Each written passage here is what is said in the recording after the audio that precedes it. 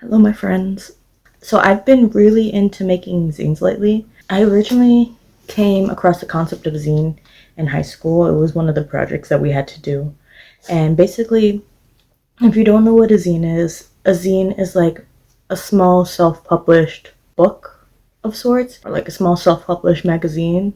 It could be anything. It could be art, it could be poetry, it could be short stories, it could be informational. There's a very long history of zines. Zines are really cool. They're a very accessible means of reproducing whatever kind of art and or creative like thing that you want to do. They're easy to make. You can make them with just printer paper and a pencil. So I've been really into making zines lately.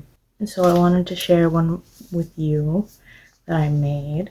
The first zine that I made is a zine about feeling like a bug. It feels as though there is something deeply, innately, and irreparably wrong with me. That's the title and the front cover. There's some stars because I wanted it to feel a little bit whimsical. This came from a spread in my journal from last year. In here, my beloved. Here's my disclaimer. This is going to be like about my mental health. I get days where it feels like there's just something not right in my head. And basically that inspired this scene. Open the first page. We have some lovely little isopods that I drew. Literally, I want to say like an hour before I drew this, found just a random isopod on my floor. I've been very open about my mental health struggles since I was a teen. I've always been susceptible to periods of melancholy and apathy. A strange sense of disconnect overwhelmed me when I was amongst my peers. I often felt like a bug, a pest, an odd thing. That's something I was told a lot growing up, that I'm weird, that I'm odd, that I just don't do things normally, and that I'm just not a normal person. And I've always felt like, even as a kid, like I would not really want to hang out with the other kids. I felt like there was just a barrier of communication and also connectivity. I feel like an alien a lot of times. I feel like bugs feel very alien. The next page is the house centipede. Bless you. Big ass centipede. A lot of people are scared. Fun fact, a lot of people are scared about centipedes, but they're actually really good. And if they're really long, they've probably been living in your house for a long time, and they've been eating all the other bugs for you. It reads, "These feelings never really went away. There are days when I'm screaming inside my skull. An ongoing cry of agony brought on by seemingly nothing at all. Most days the lights are too bright and my breath too loud. So I tend to isolate, bury myself in the dirt. It feels safer to crawl around in the debris." On the last page, these are carpet beetles. I found a lot of carpet beetles in my old apartment, but I never found like their larvae, so I don't know where they came from.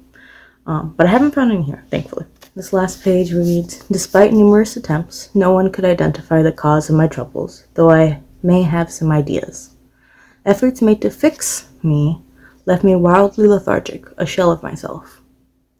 I try these days to just accept my brain and its rather difficult ways. I still struggle to maintain my life, a job, and my being. Perhaps one day I'll be snug as a bug in a rug." Yeah, I've been wildly failed by mental health professionals. I have my theories. As I said, I have my theories of what is going on up here that's making me feel the way that I feel. It makes me want to literally scream, but I feel like I've lost the ability to do that most days.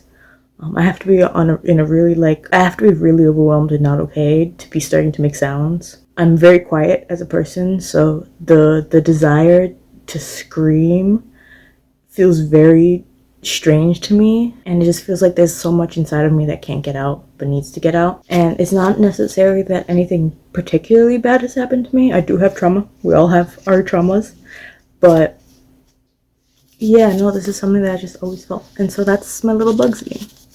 Let's do a flip through again. I really love these. I want to make stickers of the bugs because they're very cute, I think.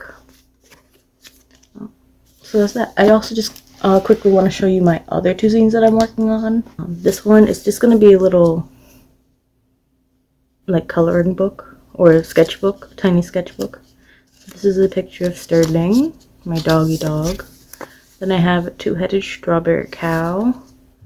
And then I've made a drawing of, what is this? A velvet worm. That's what I drew. That's all I got in there so far. And then the other zine that I'm working on, I only have the one page, but it's Spellcasting Kid, and it's about being into like the occult and stuff as a kid. I'm not gonna read that yet because I'm not done with it. So yeah, okay. Thank you for watching my video. I'll see you guys soon. Bye.